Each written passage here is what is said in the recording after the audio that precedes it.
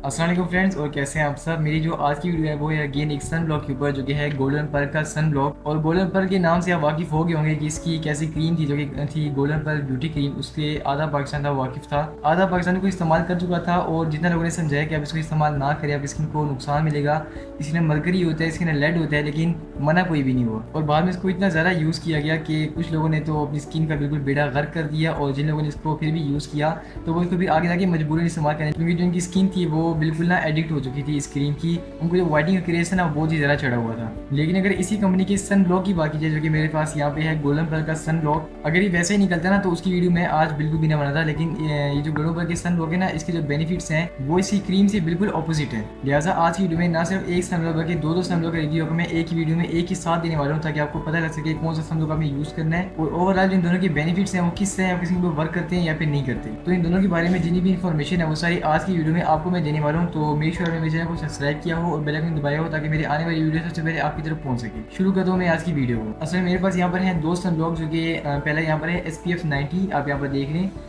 SPF 90 का मतलब होता है सन प्रोटेक्टिंग फैक्टर 90, और यहाँ पर है SPF 60 यानी कि सन प्रोटेक्टिंग फैक्टर 60। इसी तरह मजीद भी रेंजेस आती हैं, जैसे कि SPF 45 जो कि मैंने देखा था, और इसके बाद एक और रेंज होती है, मुझे इसका नंबर नहीं याद। मेरे पास यहाँ पर सिर्फ दो ही सन ब्लॉक है ना, तो इन दोनों का रिव्यू के साथ मैं शेयर करने वाला हूँ। मैंने इन दोनों सन ब्लॉक को ना वर्ड टू वर्ड पढ़ा है, आगे से और पीछे से दोनों साइडों से, लेकिन इन दोनों के अंदर ना कोई भी डिफरेंस नहीं है।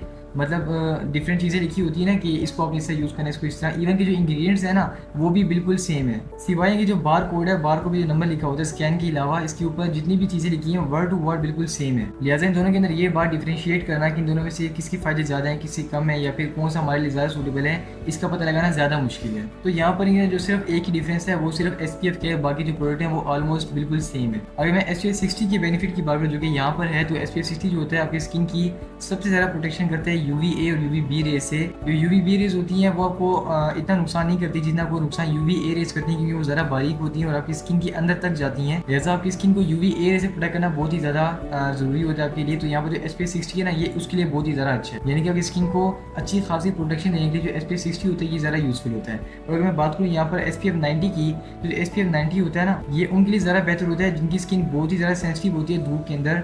यानी कि जैसे कि सेंसिटिव स्किन होगी, यानी कि जो लोग धूप के अंदर जाते हैं, ठीक 5 मिनट के बाद जो स्किन होती है वो इरिटेट करना स्टार्ट कर जाती है, या फिर स्किन के ऊपर रेडनेस आ जाती है, इचिंग होती है। तो उन लोगों के लिए जो SPF 90 की सन लोग होते हैं ये ज़्यादा बेहतर होती है। तो यहाँ पर आपको मैंने दोनों बेनिफिट दिखा दिए कि जो सेंसिटिव स्किन वाली हैं उनके लिए SPF 90 ज़्यादा अच्छा होता है, और जो जिन लोगों ने अपनी स्किन को बहुत ज़्यादा प्रोटेक्शन देनी होती है ना, यानी कि जो धूप में ज़्यादा फिरती हैं, उनके लिए SPF 60 वाला ज़्यादा अच्छा होता है। और बाकी जो दोनों प्रोडक्ट हैं वो बिल्कुल सेम है, जैसे कि मैं आपको यहाँ पर पढ़ के दिखाऊँ तो यहाँ पर दोनों पे सेम चीज़ें लिखी हुई हैं। जैसे कि सबसे टॉप पर, बल्कि टॉप पर नहीं, जो मेन पॉइंट की बात है ना, वो यहाँ पर लिखी हुई है कि triple protection UVA plus UVB and blue light. तो देखिए आपने जो सन लोग होते हैं इनके ऊपर देखा होगा कि काफ़ी जितने भी सन लोग होते हैं ना, सब पर ये बात लिखी होती है कि UVA प्लस UVB रेज, यानी कि UVA और UVB दोनों से आपकी प्रोटेक्शन करेगा। लेकिन यहाँ पर जो नई चीज़ लिखी है वो है ब्लू लाइट, यानी कि आपकी स्किन की जो प्रोटेक्शन है वो ब्लू लाइट से भी करेगा। आप इस वक्त जिस मोबाइल के अंदर मेरी वीडियो को देख रहे हैं, इसकी स्क्रीन से भी जो ब्लू लाइट है वो निकल रही है, और आपकी फेस के ऊपर जो कि आंखें के अंदर लग रही है, ये आपकी स्किन को इतना ज़्यादा नुकसान तो नहीं करती, लेकिन अगर ये लॉन्ग टर्म हो जाए, यानी कि आपकी स्किन के ऊपर बहुत ही ज़्यादा एक्सपोजर हो जाए ब्लू लाइट का, तो फिर आपको नुकसान पड़ सकता है। लिहाजा यहाँ पर जो थर्ड चीज़ है जो कि है ब्लू लाइट, तो ब्लू लाइट से भी आपकी हिफाजत करेगा। तो एक तरह से हम ये कह सकते हैं कि जो लोग ऑफिस वर्क बहुत ही ज़्यादा करती हैं, या फिर उनका कोई ऐसा काम होता है जो कि स्क्रीन के सामने बहुत ही ज़्यादा होता है, तो फिर वो लोग इसको इस्तेमाल ज़रूर करें। अगर मैं बात करूँ पैराबिन की, पैराबिन को इसमें इस्तेमाल किया गया या फिर नहीं किया गया, जो कि अक्सर प्रोडक्ट में किया जाता है उनकी जो लाइफ होती है इसको बढ़ाने के लिए, तो यहाँ पर जो पैराबिन है इसको इस्तेमाल नहीं किया गया, और सामने लिखा भी हुआ है कि पैराबिन फ्री, दोनों के ऊपर लिखा हुआ है। जो ये क्लेम्स है वो भी यहाँ पे लिखे हुए हैं, जैसे कि प्रिवेंट पिगमेंटेशन, यानी कि आप स्किन पर जो पिगमेंटेशन है इसको प्रिवेंट करते हैं। और ऑफकोर्स ना सिर्फ ये सन लोग बल्कि सारे सन लोग करते हैं, क्योंकि जो UV रेज होती हैं उनसे ही आपकी स्किन बच की है, तो जो पिगमेंटेशन है उसका सवाल ही पैदा नहीं होता। इसके बाद है कि digital light protection, digital light और जो ब्लू लाइट होती है ये सेम चीज़ होती है, तो वही सेम बात यहाँ पर लिखी हुई है क्लेम के अंदर भी।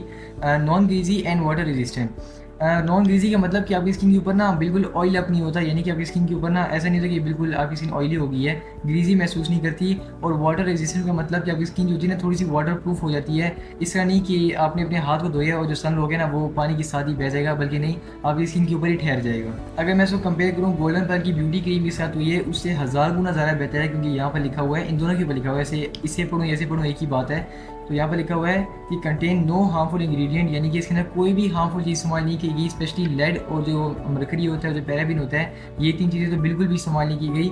और इसके बाद जो बाकी इसकी जो कि हर प्रोडक्ट की पैकिंग होती है कि आई कॉन्टैक्ट से दूर रखें और 30 डिग्री से कम टेम्परेचर पे स्टोर करें, वो तमाम बातें लिखी हुई हैं। अब मैं चलता हूँ सबसे मेन पॉइंट की तरफ कि बहुत से लोगों की ये शिकायत आई है कि नहीं, ये हमारी स्किन के ऊपर ग्रीजी महसूस करवाता है, जो हमारी स्किन है इसके ऊपर ये प्रॉपर्ली जस्म नहीं होता। तो ये केसेस मैंने खुद भी बहुत ज़्यादा सुने हैं, तो इसका जो आंसर है वो मैं आपके लिए ले आई हूँ कि ऐसा क्यों होता है। उसका आंसर ये होता है कि आपने स्किन के ऊपर इसकी क्वांटिटी बहुत ही ज़्यादा लगा लेते हैं। बल्कि मैं आपको इस वीडियो के अंदर एक लाइव प्रूफ भी दूंगा, यानी कि अपने हाथ के ऊपर आपको ये लगा कर दिखाऊंगा कि आपकी स्किन के ऊपर अगर इसको हद से ज़्यादा लगा देता है आपकी स्किन पर क्या होगा, और अगर आपने इसको बिल्कुल एक मुनासिब क्वांटिटी के लिए लगाया तो फिर आपके साथ क्या होगा। ये जो प्रोडक्ट है दोनों, ये दोनों ऑल टाइप स्किन के लिए सूटेबल हैं, तो ये बात कुछ हद तक मानी जा सकती है, क्योंकि इसको जो स्किन वाले ना वो सारे प्रॉपर्ली यूज़ कर सकते हैं। लेकिन क्या होता है कि जो ऑयली स्किन वाली होती हैं वो गर्मी में अगर इसको यूज़ करते हैं तो उनकी स्किन के ऊपर ऑलरेडी ऑयल होता है, तो उनकी स्किन पर ग्लो भी थोड़ी बहुत नेचुरली होती है।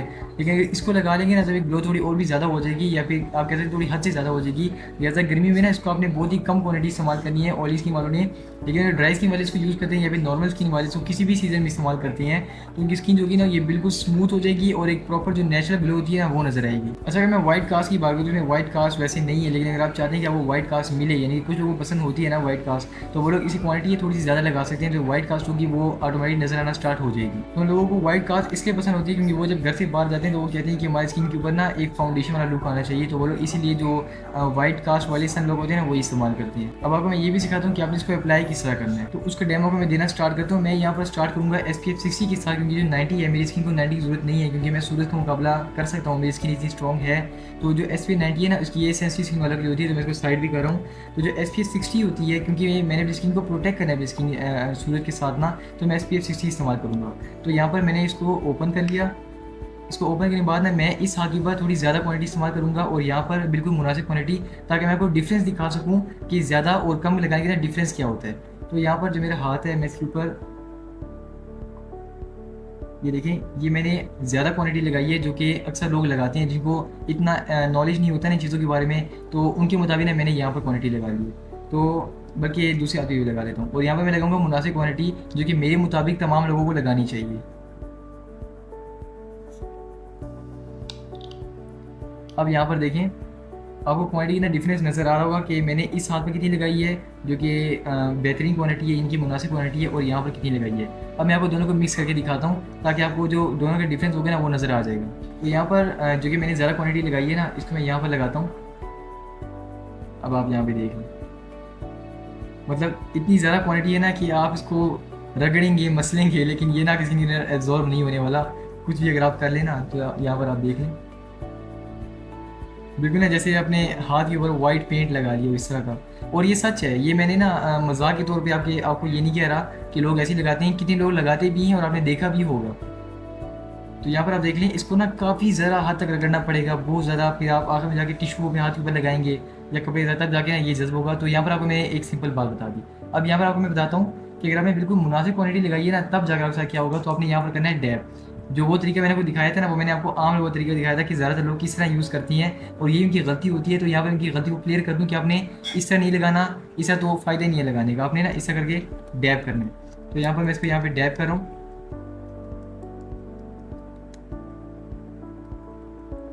और डैब करने के बाद जो से पार्ट्स रह गए ना, उस जगह पे मैं इसको यहाँ पे लगाऊंगा।